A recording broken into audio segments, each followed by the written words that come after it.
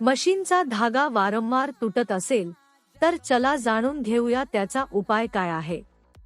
सर्वात आधी मजबूत आणि दर्जेदार धागा वापरा।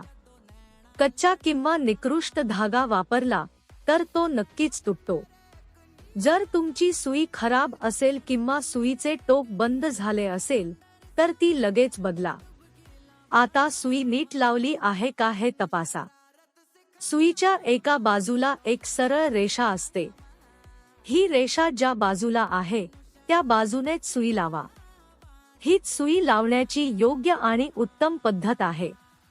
त्यानंतर टेन्शन व्हीलमध्ये धूळ किंवा धागा अडकलेला आहे का ते पहा। जर असेल तर टेन्शन मधून उघडून घ्या आणि आतून नीट साफ करा। फुंकर मारून किंवा ब्रशच्या मदतीने स्वच्छ करा।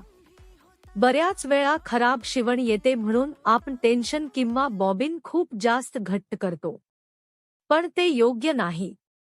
दोन्ही धागे हाताने पकडून तपासा, वरचा आणि खालचा धागा समान लेव्हलला ओढला जातोय का ते बघा।